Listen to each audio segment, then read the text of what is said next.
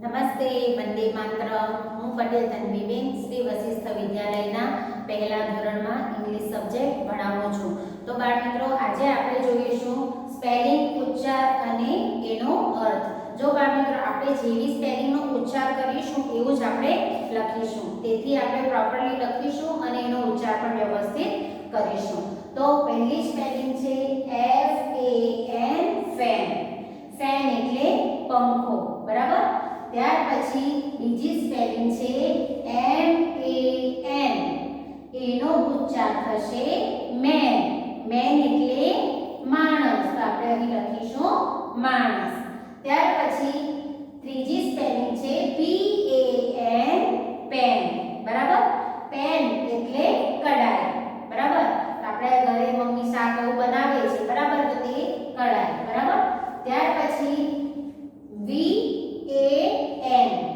VAN spelling છે, એનો ઉચ્ચાર થશે વેન. વેનનો અર્થ પણ વેન જ થશે. ત્યાર પછી આપણે જોઈશું MAP સ્પેલિંગ છે MAP, મેપ. એનો ઉચ્ચાર તો શું થશે? મેપ. મેપ એટલે નકશો, બરાબર. આપણે નકશો જોઈએ તો તેની અંદર ઇન્ડિયાનો નકશો હોય, અમેરિકાનો હોય, જાપાનનો, બધા અલગ અલગ દેશના નકશા હોય, બરાબર. તો તેને ઇંગ્લિશમાં શું કહેવાય? મેપ. ત્યાર પછી સ્પેલિંગ છે CAT. એનો ઉચ્ચાર થશે કેટ અને એનો અર્થ થશે બિલાડી. CAT, cat. કેટ એટલે બિલાડી. તો બાળ મિત્રો, આજે આપણે સ્પેલિંગ જોઈ, એનો ઉચ્ચાર જોયા અને એનો અર્થ શું થાય તે આપણે જોયા, બરાબર.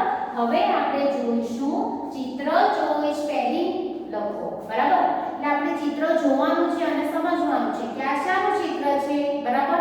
અને ત્યાર પછી આપણે એની સ્પેલિંગ લખીશું.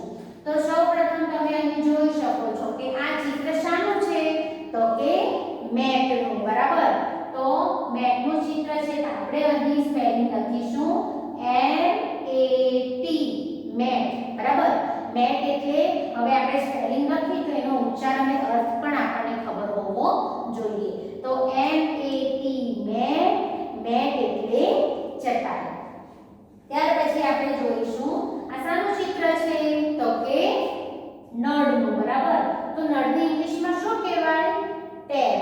તો એની સ્પેલિંગ છે TAP, ટેપ એટલે નળ, બરાબર. ઇંગ્લિશમાં જે નળ હોય છે એને ટેપ કહેવાય છે. ત્યાર પછી આપણે જોઈશું બીજું ચિત્ર. આશાનું ચિત્ર છે? ફેનનું, બરાબર. તો ફેનનું ચિત્ર છે, તો આપણે ફેનનું ચિત્ર જોઈને એની સ્પેલિંગ અહીં લખીશું આપેલ ખાનામાં. તો શું લખવાનું છે? FAN, fan. એનો ઉચ્ચાર શું થશે? ફેન. અને એનો અર્થ થશે પંખો, બરાબર. ત્યાર પછી આપણે જોઈશું બીજી સ્પેલિંગ. આ શાનું ચિત્ર છે? તો આ ચિત્ર છે ટેગનું, બરાબર. ટેગ એટલે લેબલ. તો આપણે ટેગની સ્પેલિંગ લખીશું. તો ટેગની સ્પેલિંગ છે TAG, ટેગ. ટેગ એટલે લેબલ, બરાબર.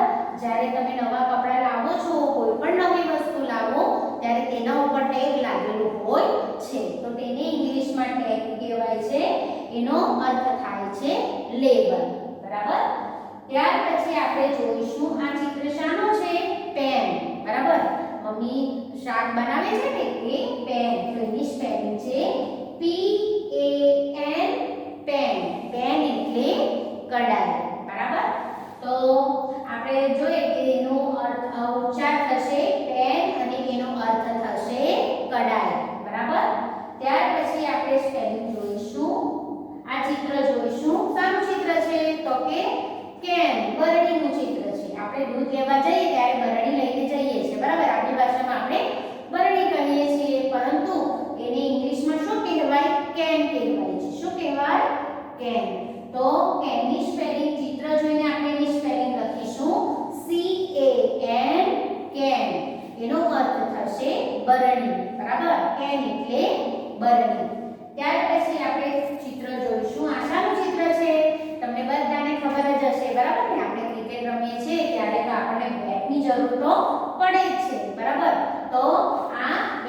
ચિત્ર છે તો આપણે બેટ જોઈને અહીં બેટની સ્પેલિંગ લખીશું બરાબર તો શું છે બેટની સ્પેલિંગ BAT બેટ એનો ઉચ્ચાર થશે બેટ અને એનો અર્થ પણ બેટ જ થશે બરાબર ત્યાર પછી લાસ્ટ ચિત્ર છે આ શાનું ચિત્ર છે તે આપણે સૌપ્રથમ તો બરાબર ઓળખીશું તો શાનું ચિત્ર છે તો ડેમનું બરાબર જ્યારે ખૂબ વરસાદ આવે ત્યારે ડેમમાં પાણીનો સંગ્રહ કરવામાં આવે અને જ્યારે ઉનાળો હોય ત્યારે એ પાણીનો ઉપયોગ ખેડૂતો કરે છે બરાબર તો ડેમમાં વધારે ને વધારે પાણીનો સંગ્રહ કરીને પછી યુઝફુલ થાય છે બરાબર એટલા માટે ડેમ બાંધવામાં આવશે તમે કાકરાપા ડેમ ઉકાઈ ડેમ એ બધા જોયા જ હશે બરાબર ને તો એ પણ આ ડેમ છે બરાબર તો ચિત્ર જોઈને આપણે ડેમની સ્પેલિંગ લખીશું DAM એનો ઉચ્ચાર થશે ડેમ